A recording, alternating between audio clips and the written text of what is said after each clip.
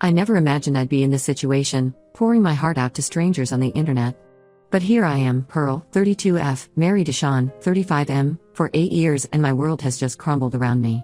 Sean and I met during our sophomore year of college. I was an art history major, passionate about curating, while Sean was studying computer science. We were an unlikely pair, the artistic dreamer and the logical programmer. But somehow we clicked. Our first date was at a small coffee shop near campus. Sean was so nervous he spilled his latte all over his shirt. Instead of being embarrassed, he laughed it off, and I found his genuineness charming. We dated throughout college, supporting each other through late-night study sessions and stressful exams. Sean was there for me when my dad had a heart attack during our junior year. He drove me to the hospital in the middle of the night and held my hand as we waited for news. Thankfully, my dad recovered, but that experience brought Sean and me closer. After graduation, Sean landed a job at a promising tech startup. I was thrilled for him, even though it meant moving to a new city. I had dreams of working in a museum, but job opportunities in our new location were scarce. Still, I was optimistic. I took a job as a receptionist at a local gallery, hoping it would be a stepping stone to my dream career. We got married a year after moving. It was a small ceremony in my parents' backyard, with fairy lights strung up in the trees and our closest friends and family around us. Sean's vows made me cry. He promised to always support my dreams the way I supported his. I thought we were embarking on a beautiful journey together. The first few years of marriage were good. Sean's career was taking off, and I was making connections in the art world. But slowly, things began to change. Sean started working longer hours, often coming home well past midnight. At first, I understood. The startup was growing, and Sean was passionate about his work. But as months turned into years, I started to feel lonely. I tried to talk to Sean about it, but he always brushed it off, saying it was just a busy period and things would calm down soon. They never did. 3 years into our marriage, I got an incredible opportunity. The Museum of Modern Art in New York offered me an assistant curator position. It was my dream job, everything I had worked for. But when I told Sean, his reaction was lukewarm at best. New York? But my company is here. My career is just taking off. We can't move now, he said. I was stunned. What about my career? What about the promises he made? After days of discussion, I made the heartbreaking decision to turn down the job. Sean promised he'd make it up to me, that we'd find a way for me to pursue my dreams locally. But that never happened. Instead, I found myself taking on more and more responsibility at home. I managed our finances, took care of the house, planned our social life. Sean was always too busy with work. I felt like I was losing myself, becoming nothing more than Sean's wife, the woman who kept his life running smoothly while he pursued his ambitions. I tried to rekindle the spark in our marriage. I planned date nights, weekend getaways, even a second honeymoon. But Sean was always distracted, always checking his phone or talking about work. I felt invisible. Last year, on our wedding anniversary, I had planned a special dinner. I spent the day cooking Sean's favorite meals, bought a new dress, even arranged for a string quartet to play in our backyard. But Sean didn't come home until midnight. He had forgotten completely. When I confronted him, he muttered a half-hearted apology and went straight to bed. That's when I started to suspect he might be cheating. The signs were all there: secret phone calls, unexplained expenses, sudden business trips. Once, I found a woman's earring in his car. When I asked about it, he claimed it must have fallen off a colleague during a work carpool. I wanted to believe him, but doubt had taken root. I spent months in agony, torn between my suspicions and my desire to trust my husband.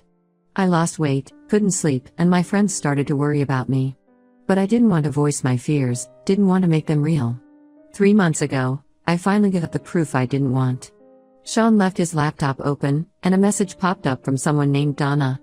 Curiosity got the better of me, and I clicked on it. What I saw shattered my world. The messages between Sean and Donna, 28F, were clearly not work-related. They were intimate, loving, filled with inside jokes and plans for the future. My husband, the man I had given up everything for, had been having an affair with his co-worker for over a year. I confronted Sean that evening. At first, he tried to deny it, claiming Donna was just a friend. But when I showed him the messages, he broke down. He admitted to the affair and said he'd been unhappy in our marriage for a long time. His words cut deep. "You're boring, Pearl," he said. "You gave up on your dreams. Donna is ambitious, she challenges me. She understands me in a way you never have." I was devastated. All those years of support and sacrifice, and this is how he repaid me? I told Sean to leave, and he did, without much protest. He's been staying with Donna since then. Now, Here's where things get complicated. 2 weeks after Sean left, I discovered I was pregnant. We had been trying for a baby for the past year, and it finally happened at the worst possible time. I haven't told Sean yet. I'm not sure if I want to. Part of me wants to keep this baby and raise it on my own. I imagine a little girl or boy with Sean's eyes and my smile, a child I could pour all my love into. But another part of me is terrified of being a single mother. How would I manage? What about my career, which I've neglected for so long? And then there's a small, shameful part of me that wonders if I should use this baby as leverage to get Sean back. Maybe if he knew I was pregnant, he'd realize what he's throwing away. Maybe we could be a family after all. I know that last thought is wrong. Sean has shown me who he really is, a selfish man who discarded our marriage vows without a second thought. But I'm so confused and hurt. I've devoted my entire adult life to this man, and now I'm left with nothing. No career, no husband, and possibly a baby on the way. I'm not sure what to do next. Should I tell Sean about the pregnancy? Should I try to work things out for the sake of the baby? Or should I cut all ties and start over on my own? I feel lost and alone. The dreams I had of building a life with Sean, of balancing our careers and raising a family together, have turned to ash. Now I'm faced with rebuilding my life from scratch at 32, possibly as a single mother. I could really use some advice. How do I move forward from here? How do I reclaim my identity after losing myself in this marriage? And most importantly, what's the right thing to do about this baby? Update 1, it's been 2 months since my last post, and I want to thank everyone for their support and advice. Your words have been a lifeline during this difficult time. After much soul-searching, I decided to tell Sean about the pregnancy. Regardless of our relationship status, I felt he had a right to know. I invited him over to talk, steeling myself for his reaction. When I broke the news, Sean's response caught me off guard. He burst into tears, something I hadn't seen him do since his mother passed away 5 years ago. Between sobs, he confessed that he had made a terrible mistake. He said he missed me terribly and that his relationship with Donna had already fallen apart. I realized she wasn't what I truly wanted, he said. I was chasing some illusion of excitement, but all I really want is you, Pearl. You're my home. He begged for another chance, promising to be a better husband and father. He talked about couples counseling, about cutting back his hours at work, about helping me pursue my career goals. It was everything I had wanted to hear for years. I'd be lying if I said I wasn't tempted. For a moment, I could see it, us reconciling, raising our child together, finally being the partners we had promised to be on our wedding day. But then I remembered all the pain and betrayal. The years of neglect. The cruel words he had said when I confronted him about the affair. And I knew I couldn't just forgive and forget. I told Sean I needed time to think. He respected that and left, but he's been calling and texting constantly since then, asking about the baby and trying to make amends. It's overwhelming, to say the least. In the meantime, I've been focusing on myself. I started seeing a career counselor to explore my options. It's been eye-opening to realize how much of myself I lost in this marriage. I'm rediscovering my passion for art and curating. I've even started volunteering at a local museum, cataloging their new acquisitions. It's not a paid position, but it's reigniting my love for the field and helping me build my resume. I've also been reconnecting with old friends and family. My sister, Lisa, 29F, has been my rock through all of this. She was the one who held me as I cried after discovering Sean's affair, and she's been by my side for every doctor's appointment. She even offered to let me stay with her if I needed a change of scenery. Speaking of doctor's appointments, I'm now 18 weeks along. I had my first ultrasound and everything looks healthy. Hearing the baby's heartbeat for the first time was an indescribable experience. In that moment, all the confusion and pain faded away, and I felt a fierce love for this little life growing inside me. Sean has been asking to accompany me to these appointments, but I'm not sure if I'm ready for that level of involvement from him yet. Part of me worries that if I let him back in, even just for the baby's sake, I might be tempted to forgive him completely. And I'm not sure that's the right thing to do. I'm still undecided about our future. On one hand, I want my child to have both parents in their life. I grew up in a loving two-parent household, and I always imagined providing the same for my children. But on the other hand, I'm not sure I can ever trust Sean again. The thought of him potentially cheating again, especially when we have a child, terrifies me. I've been doing a lot of reading about co-parenting and single motherhood. It's daunting, but also empowering to know that many women have walked this path before me and thrived. I've joined a support group for expectant single mothers, and their stories of resilience give me hope. Financially, things are tight. I'm still living in our marital home, but I know I'll need to find a more affordable place soon. Sean has offered financial support, but I'm wary of becoming dependent on him again. I'm looking into part-time work options that I can balance with my pregnancy and eventual childcare needs. My parents have been supportive, if a bit disappointed in Sean. They've offered to help out however they can, but they live several hours away. My mom has already started knitting baby blankets and booties. Their excitement about becoming grandparents, despite the circumstances, is heartwarming. For now, I'm taking things one day at a time.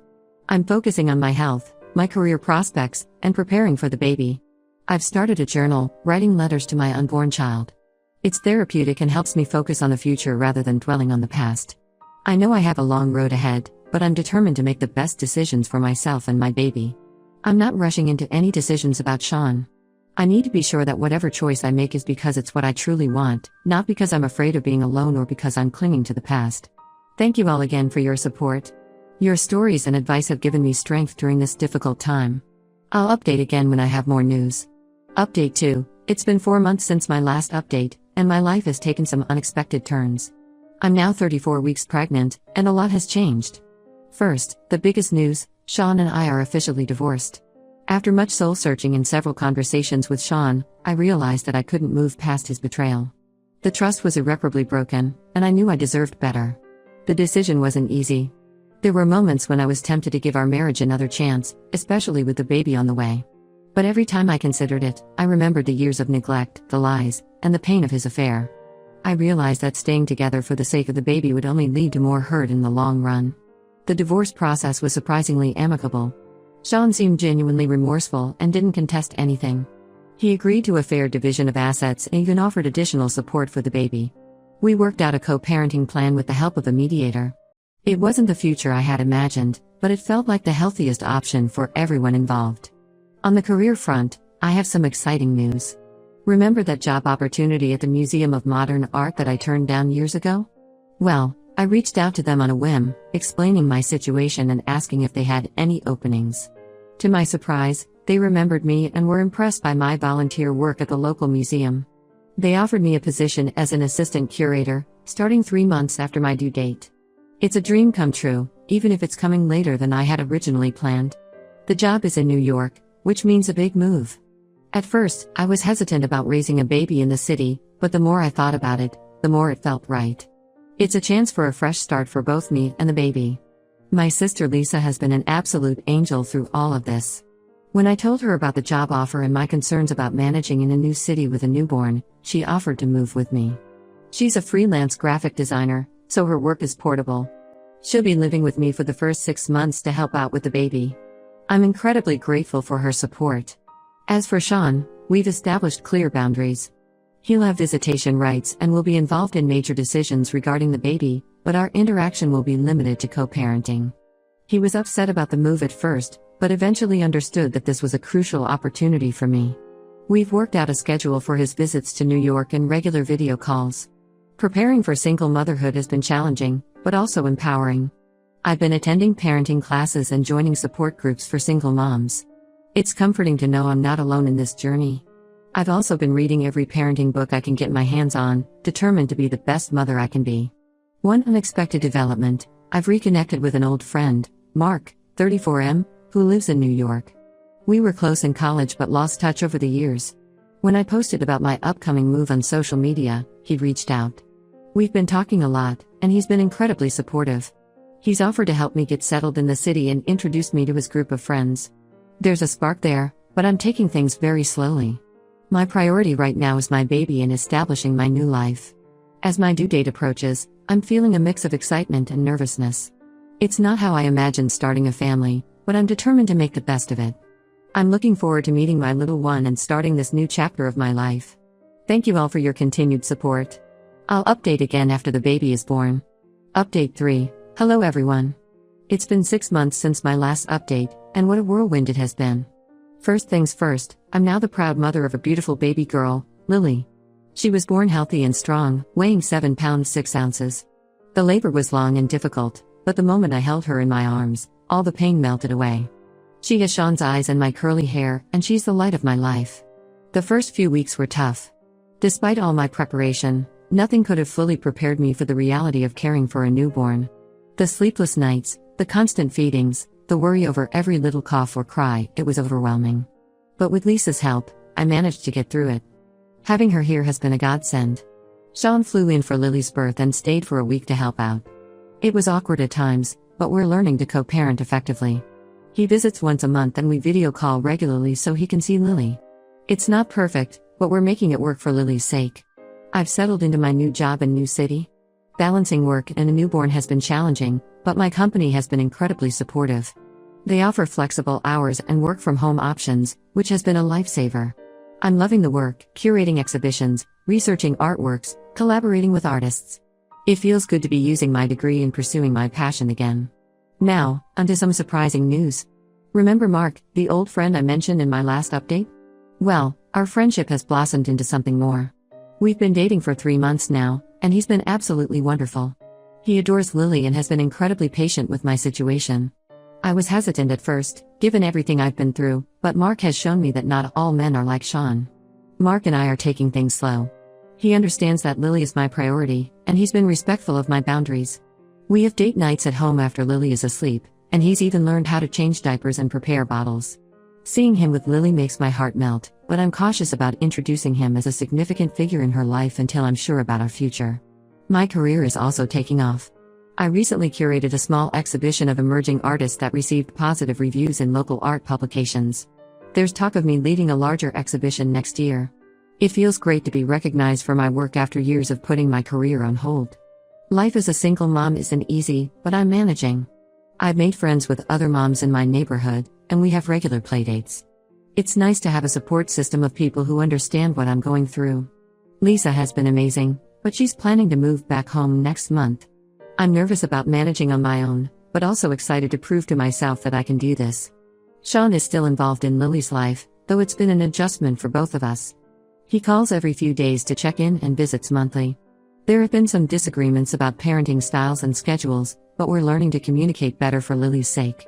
Seeing him with Lily is bittersweet. I'm glad she has her father in her life, but it's a constant reminder of what we've lost. Financially, things are stable. The job at the museum pays well, and Sean has been consistent with child support. I'm even starting to put aside some savings for Lily's future. Looking back on the past year, I can hardly believe how much has changed. There were moments when I thought I'd never get through it, but here I am, stronger than ever. I have a beautiful daughter, a promising career, and a chance at love again. Some days are still hard.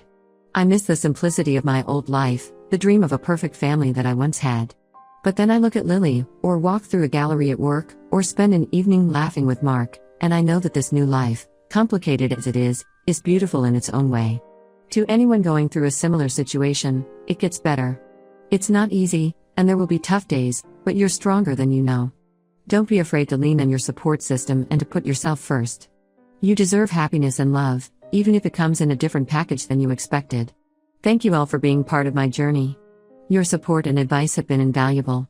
This will be my final update. I'm closing this chapter of my life and looking forward to what the future holds. Whatever comes next, I know I can handle it.